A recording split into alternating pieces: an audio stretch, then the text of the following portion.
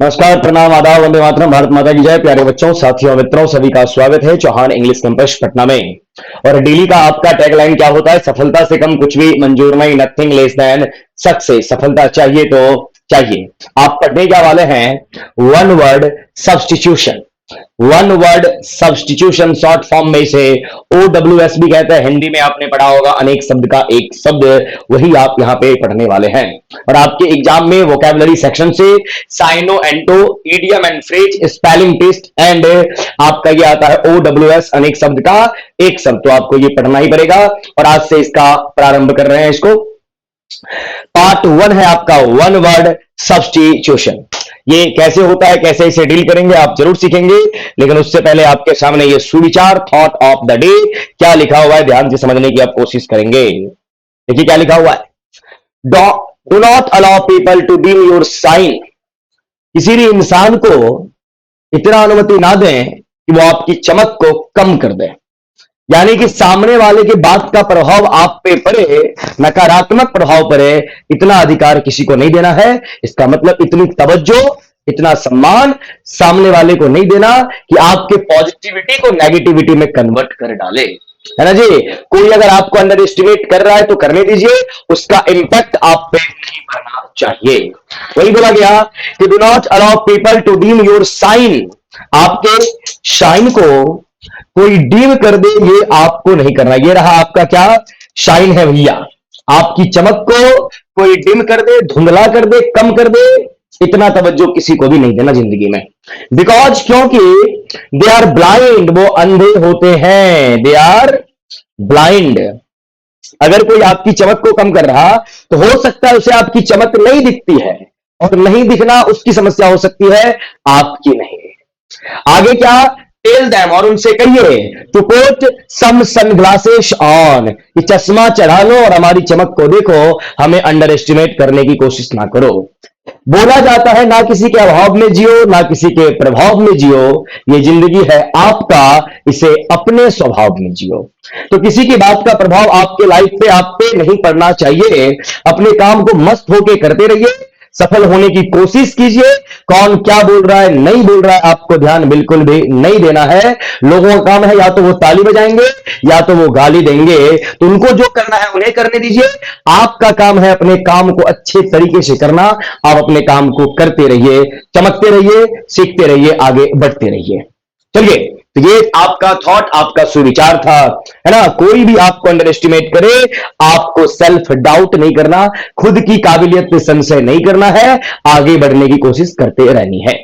चलिए, और ये आपका वन वर्ड सब्स्टिट्यूशन पार्ट 1 है आपका। आप पढ़ते रहेंगे इसे आगे भी। तो शुरुआत करते हैं, और शुरुआत करने से पहले क्या लिखा है? पहला, one who fishes with a rod as a hobby. Fish यहां पे क्या है? वर्ब के तौर पे इस्तेमाल किया गया है, और फिश का मतलब यहां पे कैच करना है, यानी मछली को पकड़ने से है। जब मछली मारते हैं किससे? रॉड से। एक रॉड जिसके थ्रू आपको मछली मारने का काम किया जाएगा, आपके माध्यम से या किसी के माध्यम से, एज अ हॉबी, एक हॉबी के तौर पे, एक आदत के तौर पे। तो आप उसे क्या कहेंगे? उसे बोला जाता है एंगलर। क्या बोला जाता है? ANGLER, angler. अब याद कैसे रखोगे? अगर कोई किसी रॉड से मछली को मार रहा है तो पहले एम बनाएगा, टारगेट बनाएगा, एंगल सेट करेगा। तो एंगल सेट करने वाला एंगलर कहलाएगा। आपको याद रखना है एंगलर। और एंगलर क्या होता है? जो मछली को भाले से मारे, किसी रॉड से पकड़ने की कोशिश करे। सेंटेंस भी हमने दे रखा है आपको। पंकज जी, हमने बोला था यहां पे इसको कलर करना नहीं किया आपने, क्यों? ध्यान रखा कीजिए, बार बार बोलना ना पड़े, है ना जी, ध्यान रखिए। The angler reeled out his fishing line, है ना जी। रील आउट ये एक ईडियम है आपका, एक फ्रेजल वर्ब है जिसका मीनिंग होता है रिमूव करना, हटा देना, रिमूव कर देना। अब मान लीजिए रॉड से मछली मारा गया और मछली उसमें लगी हुई है, उसको आप रील आउट कर रहे हैं, हटा रहे हैं। तो एंगलर जो है, the angler reeled out his fishing line, हटाने का काम हो रहा है। यहां से आपने 2 चीज सीखा। रील आउट एक ईडियम है जिसका मीनिंग होता है रिमूव करना, हटा देना, और one who fishes with a rod as a hobby, ऐसे व्यक्ति को आप एंगलर कहने का काम करेंगे। और ये जो वर्ड है एंगलर, इस वर्ड का ग्रामेटिकल प्रोफाइल आपका कॉमन नाउन होगा। ठीक है जी, आगे बढ़ते हैं। नंबर 2 में आपका क्या दिया हुआ है?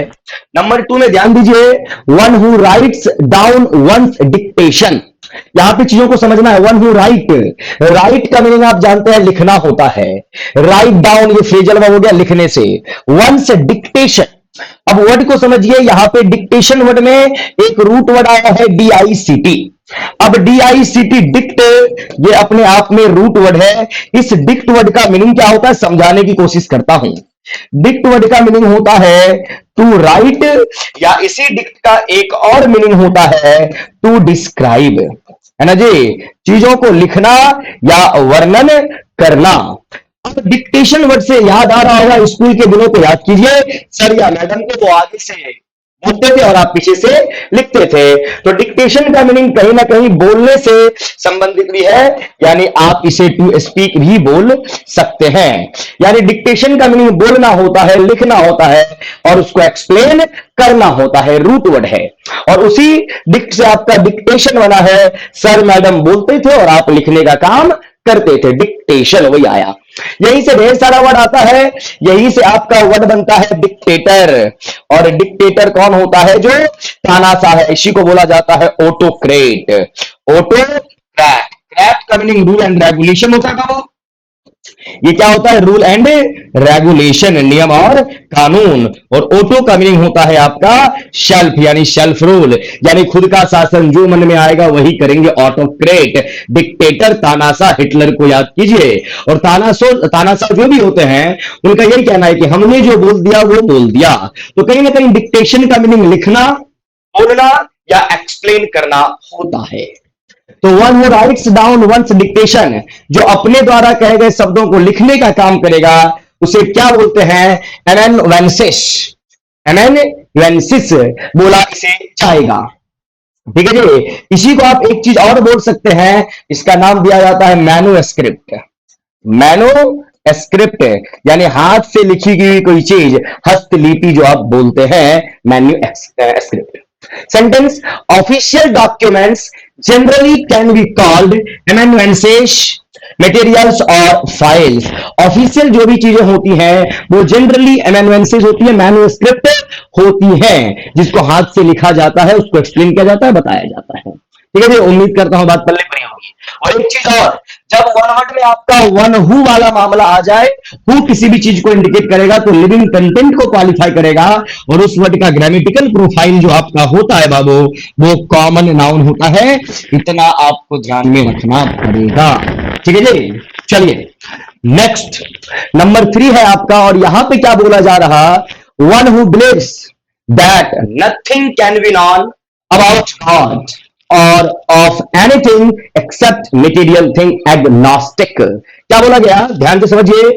वन हु बिलीव्स, ऐसा इंसान जिसका मानना है nothing can be known about God, कि भगवान के बारे में कुछ भी कहना मुश्किल है, यानी भगवान के बारे में बताना मुश्किल है, कहना मुश्किल है या नहीं है? है तो कहां पे है, किस रूप में है, कैसे है, ये कहना मुश्किल होता।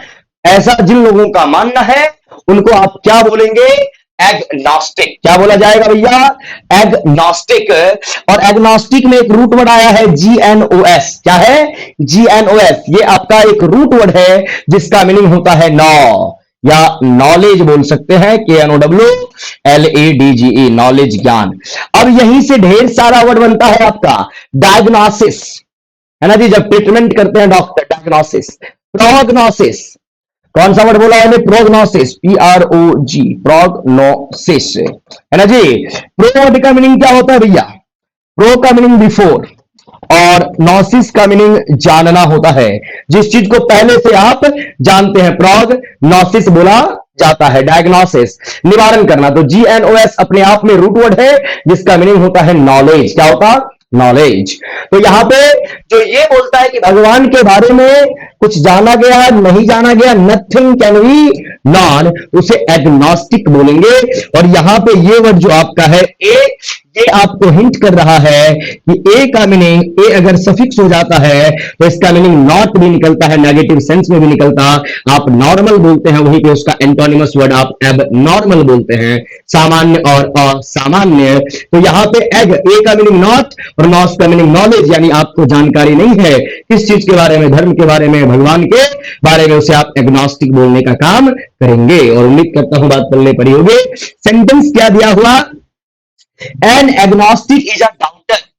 जो एग्नोस्टिक होता है उसके अंदर काफी डाउट रहेगा, ढेर सारे सवाल होंगे, वो ढेर सारा सवाल करेगा, किसी की बात को ऐसे ही नहीं मानेगा, पहले जानेगा और फिर मानेगा। वही बोला गया, an agnostic is a doubter. और कहीं ना कहीं ये एग्नोस्टिक वर्ड जो है ये थोड़ा सा पॉजिटिव होता है, क्योंकि एग्नोस्टिक इंसान जो होते हैं वो स्पिरिचुअल होते हैं। और स्पिरिचुअल आप उसे बोलते हैं जो या तो किसी को नहीं मानता, नहीं तो सभी को मानता है। फॉर एग्जाम्पल, अगर कोई हिंदू है, अल्लाह को नहीं जानता लेकिन रिस्पेक्ट करता है, और अगर कोई इस्लाम का फॉलोअर है, वो राम को नहीं जानता लेकिन रिस्पेक्ट करना जरूर जानता है, उसे आप स्पिरिचुअल कहेंगे। यानी खुद पे प्राउड फील करना चाहिए और सामने वाले के कल्चर, कस्टम, कॉन्सेप्ट की रिस्पेक्ट करनी चाहिए, उसे आप एग्नोस्टिक बोलेंगे। वो दावा पेश नहीं करेगा कि जो है वो एक ही है या अनेक रूप में है, उसको एग्नोस्टिक बोलेंगे। ये पॉजिटिव वर्ड होता है, नेगेटिव नहीं होता। स्पिरिचुअलिटी को शो करेगा, या तो सभी की रिस्पेक्ट करेगा, नहीं तो सभी पे डाउट करने का काम करेगा, हर एक से सवाल पूछेगा, किसी की बात को ऐसे ही नहीं मानेगा, पहले जानेगा फिर मानेगा। और यही एटीट्यूड होना चाहिए हम सभी का। चलिए नेक्स्ट है आपका, one who studies, collects or same things of the past. Study के बारे में बोल रहा है, आप जानते हैं, कलेक्ट करना, गैदर करना, नॉलेज को गैदर किया जाता है। Same things of the past, यानी जिस भी चीज को कलेक्ट कर रहे, पढ़ने का काम कर रहे, बेचने का काम कर रहे, उन चीजों का रिलेशन आपके पास्ट से है, यानी प्राचीन समय से है, भूतकाल से है। इसको बोला जाता है एंटीक्वारियन, है ना जी। और वैसे भी एक वर्ड आता है एंटिक, ANTIQUE।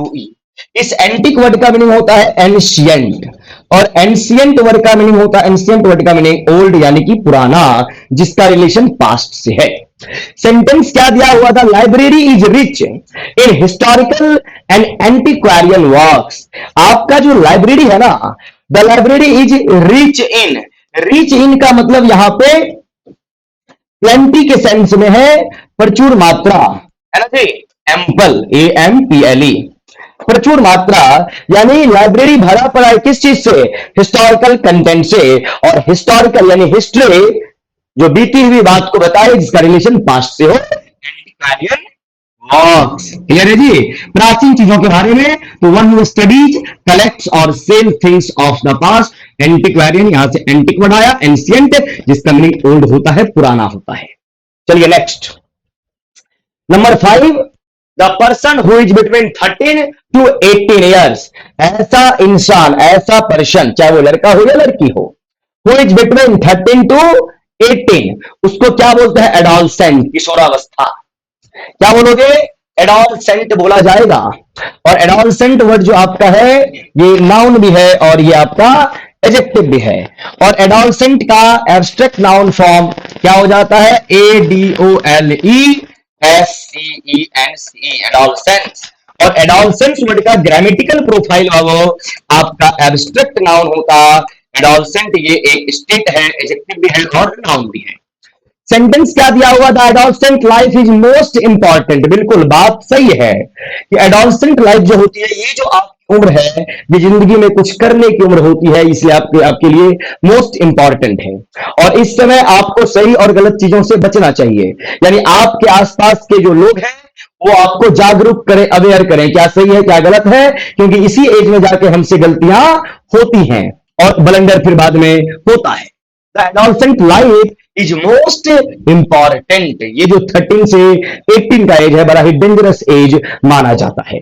चलिए next, number 6, one who believes in no government and therefore incites disorder in a state, बोला जाता है एनार्किस्ट। अब चीजों को समझिए आप, वन हु बिलीव्स, जिसका ऐसा मानना है कि नो गवर्नमेंट, कोई भी सरकार नहीं है, सरकार नहीं कहना, नो गवर्नमेंट कहने का मतलब यहां पे एक वर्ड गवर्न और इसका मीनिंग होता है रूल एंड रेगुलेशन।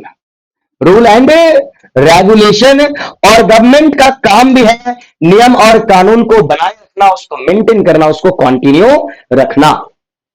तो ऐसे व्यक्ति जिसका मानना है कि कोई रूल रेगुलेशन नहीं है, कोई सरकार नहीं है, and therefore insight, insight word एक नेगेटिव वर्ड है और इस वर्ड का मीनिंग होता है प्रोवोक, और प्रोवोक का मीनिंग होता है उत्तेजित करना, उकसाना या भड़काना, लोगों को इंसाइट करना, प्रोवोक करना। इसी के लिए एक वर्ड लिख देता हूं, अबेट, पढ़ाया भी है, ABET। जब नेगेटिवली आप किसी भी इंसान के अंदर जहर डालने का काम करते हैं उसको प्रोवोक बोला जाता है, इंसाइट बोलेंगे, अबेट बोलेंगे। डिसऑर्डर, डिस आपका कई बार बता चुके हैं प्रीफिक्स है जिसका मीनिंग होता है नॉट, और ऑर्डर का मीनिंग होता है सीक्वेंस में। कोई भी चीज आपके डेली लाइफ में एक सीक्वेंस में चलती है, अगर उसका सीक्वेंस ब्रेक हो जाए यानी आपने उस चीज के रूल एंड रेगुलेशन को एक सिस्टमैटिक वे में फॉलो नहीं किया, इसीलिए वो डिसऑर्डर्ड फॉर्म में है, डिसऑर्गेनाइज्ड वे में है। तो यहां पे डिसऑर्डर इन अ स्टेट, यानी किसी भी चीज की अवस्था जो है वो बिगड़ चुकी है, यानी ऐसे लोग जो ये नहीं मानते नियम और कानून है, सरकार है, हर एक चीज को अस्त व्यस्त कर देते हैं, डिसऑर्डर्ड फॉर्म में डाल देते हैं, उसे आप क्या कहेंगे? उसे आप बोलते हैं एनआर्किस्ट, एन और एन के साथ साथ आर्किस्ट।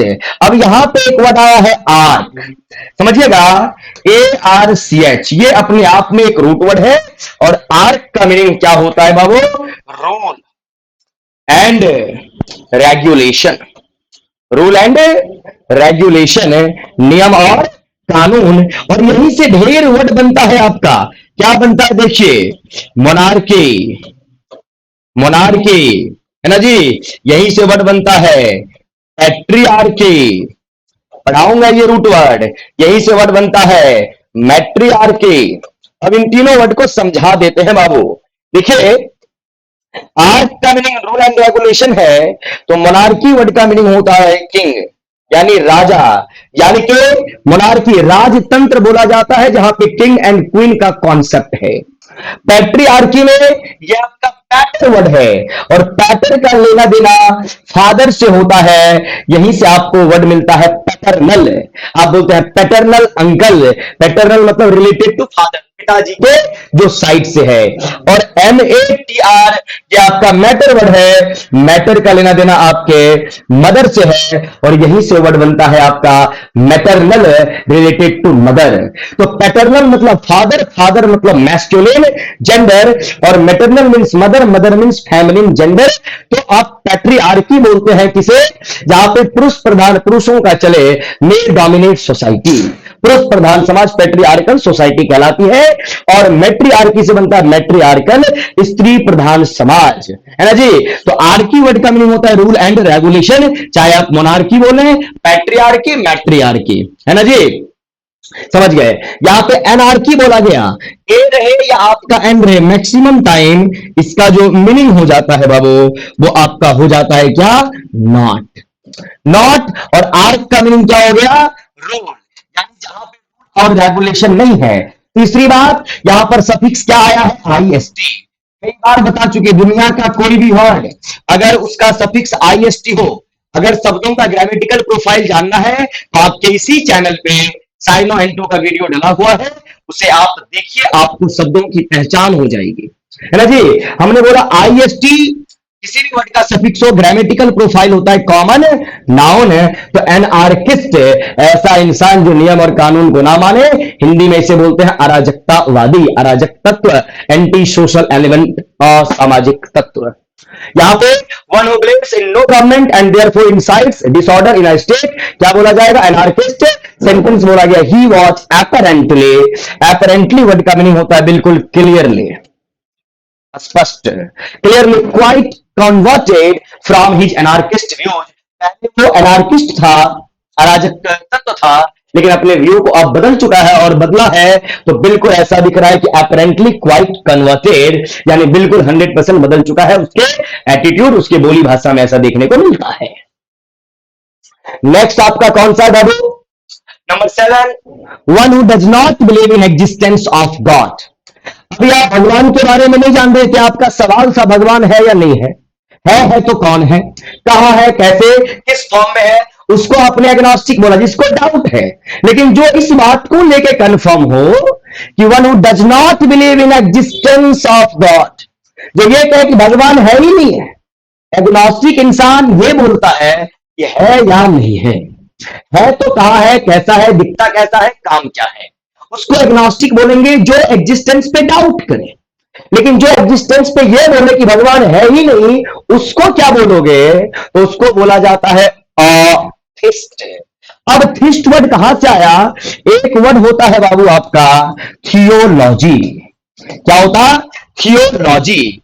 इसमें एक रूट वर्ड आपका लॉजी है, जिसका मीनिंग होता है स्टडी, अध्ययन करना। और यहां पे थियो बनाया है THEO। थियो का मीनिंग या तो गॉड होता है, नहीं तो रिलीजन होता है, धर्म होता है, यानी कि भगवान नहीं तो धर्म। थियोलॉजी, थियोलॉजी वर्ड का मीनिंग हो जाएगा एपिक, और एपिक का मीनिंग होता है धर्म ग्रंथ, यानी स्टडी ऑफ रिलीजियस कंटेंट या स्टडी अबाउट गॉड। जहां पे भगवान का अध्ययन हो, किसी धर्म का अध्ययन हो, उसे थियोलॉजी बोलोगे। और उसी थियो से आपका ये थी बनाया है, जिसका मीनिंग होता है गॉड या रिलीजन, गॉड या रिलीजन, भगवान या धर्म। और ए हमने बोला कि मैक्सिमम टाइम ए अगर वर्ड का प्रीफिक्स हो जाता है तो उसका मीनिंग नेगेटिव होता, तो इसका मीनिंग हो गया नॉट, यानी नॉट गॉड नॉट रिलीजन। जिसका मानना है कि भगवान है ही नहीं, धर्म नाम का कोई चीज नहीं होता, जो कन्फर्म है भगवान को लेके कि कोई भगवान नहीं है, हम ही गॉड है ना जी। ऐसे लोगों को आप हिंदी में नास्तिक बोलेंगे, ऑथिस्ट बोला जाएगा। और ये ऑथिस्ट वर्ड जो आपका है ये नेगेटिव है, क्योंकि भगवान को तो मानना ही पड़ेगा। माता पिता एक माध्यम है, जिनके माध्यम से आप यहां पे आए हैं। आप सांस ले रहे हैं किसी और की मर्जी से, आप पैदा हो रहे हैं किसी और की मर्जी से, जब यहां से जाना पड़ेगा उसका भी समय आपको मालूम नहीं है, और आप अपनी मर्जी से नहीं जाएंगे। जिस दिन ऊपर वाले का आदेश होगा आपको जाना पड़ेगा। इसीलिए बोला जाता है death comes to all but death has no calendar. मृत्यु सबकी आनी है, कब आएगी ये आपको मालूम नहीं है। तो ऊपर वाला है, यहां पे कुछ ना कुछ एनर्जी है, कॉस्मिक एनर्जी, पॉजिटिव नेगेटिव जो भी है, तो भगवान है। लेकिन जो ये बोलता है भगवान नहीं है, मैं ही भगवान हूं, नेगेटिव एटीट्यूड है, ऑथिस्ट आपका नेगेटिव होगा। तो आपने यहां पे एग्नोस्टिक, एग्नोस्टिक वर्ड भी देखा, ये पॉजिटिव था, ये एक डाउटर है, DOUBTER, ये आपका डाउटर है, जिसको डाउट होता है कि भगवान है या नहीं है। ऑथिस्ट क्या बोल रहा है, one who does not believe in existence of God, जो ये बोलता है भगवान का अस्तित्व ही नहीं है, उसको ऑथिस्ट बोलेंगे। और एग्नोस्टिक में नॉस रूट वर्ड आया है, जिसका मीनिंग जानना होता है। और किसी भी चीज को जानने के लिए आपके मन में डाउट होगा, और तब तक होगा जब तक आप उस चीज को ना जान जाए, है ना जी। चलिए आ जाइए। ही इज अ डिक्लेयर्ड अथिस्ट, वो बोल रहा है कि बिल्कुल भगवान नहीं है, मैं नास्तिक हूं। कई लोग आपसे पूछेंगे अगर भगवान है तो कहां पे है, मेरे को दिखा। अरे भाई साहब, बहुत कुछ ऐसा है दुनिया में जिसको आपने नहीं देखा। क्या आपने अपने परदादा को देखा है? अगर नहीं देखा है तो क्या बोलोगे, हमारे परदादा नहीं थे? तो जब तुम्हारे परदादा नहीं थे, तुम्हारे दादा आसमान से टपके थे क्या, है ना जी। तो सवाल वहां पे गलत हो जाएगा। तो बहुत कुछ ऐसा है जो आपको दिखाई नहीं देता, बट होता है, आपको मानना पड़ेगा। चलिए खैर, इस बात को छोड़ते हैं, आगे बढ़िए। One who does not believe in existence of God, atheist बोलेंगे। नास्तिक नेगेटिव है, और एग्नोस्टिक का हिंदी मीनिंग भी नास्तिक होता, बट ये पॉजिटिव सेंस कन्वे करेगा। Next, number 8, one who appointed by parties to settle disputes. One who, जिसको अपॉइंट किया जाता है, जिसको सेलेक्ट किया जाता है। और भाई साहब, सेलेक्ट क्यों किया जाता है? पार्टीज, जो भी दल हैं वो सिलेक्ट करते हैं, चुनते हैं, अपॉइंट करते हैं। क्यों? To settle dispute. Dispute word का मीनिंग होता है कॉन्फ्लिक्ट। क्या होता है? कॉन्फ्लिक्ट। और कॉन्फ्लिक्ट वर्ड का मीनिंग क्या होता है? Dissenting opinion. क्या होता? Dissenting opinion. और ओपिनियन का मीनिंग आप जानते होंगे, विचार होता। और डिसेंटिंग वर्ड का मीनिंग क्या होता है भैया? तो डिसेंटिंग वर्ड का मीनिंग होता है डिसएग्री। क्या करना? डिस एग्री, असहमत। यानी डिस्प्यूट का मीनिंग मतभेद, कॉन्फ्लिक्ट। डिसेंटिंग ओपिनियन, जब आपके विचार बदल जाते हैं, मतभेद होने लगे, कॉन्फ्लिक्ट होने लगे, टसल होने लगे, फाइट होने लगे उसे ही आप डिस्प्यूट, कॉन्फ्लिक्ट, डिसेंटिंग ओपिनियन बोलेंगे। और डिसेंटिंग वर्ड का मीनिंग क्या होता है? डिसएग्री करना। डिस का मीनिंग नॉट एग्री, यानी कि सहमत नहीं हूं आपसे। जैसे ऐसे लोगों को आर्बिट्रेटर, ऐसे लोगों को one appointed by parties to settle disputes. अगर मतभेद हो गया है, पंचायत हो रही है, दोनों का सुलह करवाना है, तो ऐसे लोगों को क्या बोला जाता है? आर्बिट्रेटर, है ना जी। मध्यस्थता करना ये पॉजिटिव वर्ड है, ये कॉन्फ्लिक्ट को दूर करेगा। सेंटेंस, द जज served as an arbitrator in this dispute. जज साहब वहां पे आर्बिट्रेटर का रोल प्ले किए और मतभेद को समाप्त करने का काम किया गया जज साहब के द्वारा। द जज served as an arbitrator in this dispute. जो भी डिस्प्यूट था उसको उन्होंने दूर किया दोनों पार्टीज के बीच से। चलिए next, 9, one who engages in any pursuit for love of it and not for gain। देखिए, one who engages, जो इन्वॉल्व होता है, इंगेज का मीनिंग इन्वॉल्व रहना, बिजी रहना। इन एनी परस्यूट, इसका मीनिंग होता है किसी भी चीज के पीछे होना, चेंज करना, किसी भी चीज को जानना, किसी भी चीज से प्यार होना, परस्यू करना। For the love of it, अगर प्यार है, नॉट फॉर गेन। कई लोग ऐसे होते हैं जो काम करते हैं, काम पैसे के लिए नहीं करते, बस उस काम से उनको प्यार होता है, काम करके खुशी मिलती है, इस चीज के लिए वो काम करते हैं। ऐसे लोगों को क्या बोलते हैं? अमेचर। क्या बोला जाता है? अमेचर। और इस वर्ड का एंटोनिम देखिए क्या होता है। कई बार एग्जाम में, सीजीएल में, सीपीओ में पूछा गया, इस वर्ड का एंटोनिम होता है professional.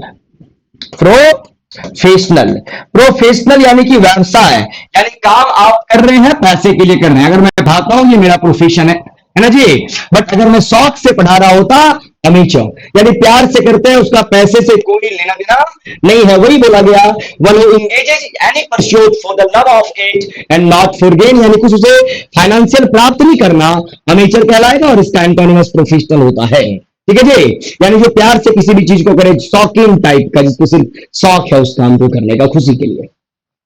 For example, she is an amateur in dancing. वह डांस करती है, बट डांस इसलिए नहीं करती ताकि उसे पैसे मिले, शौक है, सीखती है और झूम जाती है कभी कभी। She is an amateur in dancing. और आज का लास्ट वन वर्ड आपका क्या दिया हुआ है, ध्यान से देखिए।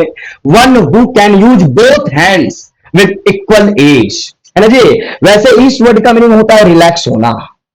क्या होना? रिलैक्स, यानी जो दोनों हाथ का इस्तेमाल सेम वे में करे और बिल्कुल आराम से कर ले। जितना फोर्स राइट हैंड में है उतना ही लेफ्ट हैंड में भी हो जाए। One who can use both hands with equal ease, क्या बोला जाता है? एम्बीडेक्स्ट्रस। अब वर्ड को समझिए, ये ANB आपका रूट वर्ड है, जिसका मीनिंग होता है बोथ। क्या होता है?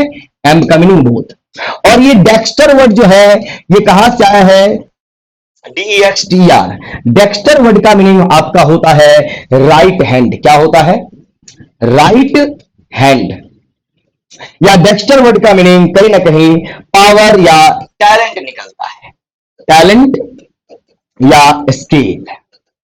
अब देखिए, डेक्स्टर आपका एक पॉजिटिव वर्ड है, ये जानिए, जिसका मीनिंग राइट हैंड। अब क्या होता है, मैक्सिमम लोगों को देखोगे, इन जनरल अगर टॉप करें तो मैक्सिमम लोगों के राइट हैंड में जितना पावर होता उतना लेफ्ट हैंड। लेकिन एम का meaning both. Dexter means right hand, जिसका दोनों हाथ राइट हैंड के तरह ही हो, मतलब राइट हैंड का लेना देना यहां पे पावर से है, स्टैमिना से है, शक्ति से है। यानी जिसका लेफ्ट भी राइट के जैसा काम करे, यानी दोनों हाथों में उतनी ही पावर हो, उतनी ही शक्ति हो, उतना ही एफर्ट हो, उतना ही स्टैमिना हो किसी भी काम को करने के लिए, तो उसको आप बोलते हैं ambidextrous. One who can use both hands with equal ease, जो दोनों हाथों का उपयोग कर ले। हिंदी में शब्द साची बोला जाता है, आपको हिंदी से कोई लेना देना नहीं, एम्बीडेक्स्ट्रस कहलाएगा। ठीक है जी। एग्जाम्पल में हमने ग्रेट क्रिकेटर का नाम लिया, AB डिविलियर्स। आपने सुना होगा नाम, साउथ अफ्रीकन क्रिकेटर है और इनको 360 डिग्री बोला जाता है, क्योंकि ये किसी भी गेंदबाज को किसी भी समय में किसी भी टाइप के बॉल पे कहीं भी छक्का मार सकते हैं। 360 बोला जाता है इन्हें। तो AB de Villiers is an ambidextrous hitter. Hitter इसलिए बोला जाता है क्योंकि ये बहुत ही तेज खेलने का काम करते थे इन द हिस्ट्री ऑफ क्रिकेट। यानी राइट हैंड बैट्समैन है ये, राइट हैंड से क्रिकेट को खेलते हैं, लेकिन इनका दोनों चलता है, जिधर मन होगा उधर छक्का लगा दिया। किसी भी बॉलर को बेहतर से बेहतर गेंद पे भी ये बॉल को बाउंड्री लाइन के बाहर भेज सकते हैं। तो AB de Villiers is an ambidextrous hitter in the history of cricket. ठीक है जी। तो ये आपका आज का सेशन जो था वो वन वर्ड सब्स्टिट्यूशन था। ये वीडियो आपका अपलोड हो जाएगा, लाइव क्लास नहीं चल पा रहा है, जो आप यहां पे कमेंट करेंगे और आपके कमेंट को रीड करके आपके डाउट को क्लियर कर पाऊंगा। तो आप वीडियो को देखेंगे, जो भी डाउट होगा कमेंट सेक्शन में लिख देंगे, रीड करूंगा और फिर उसके अकॉर्डिंग काम करने का प्रयास करूंगा और बहुत जल्द आपका लाइव बैच स्टार्ट हो जाएगा। ठीक है जी। तो thanks for watching, like share and subscribe. जो भी नए बच्चे देखेंगे चैनल को सब्सक्राइब कर लेंगे। Good night, bye bye, take care, love you.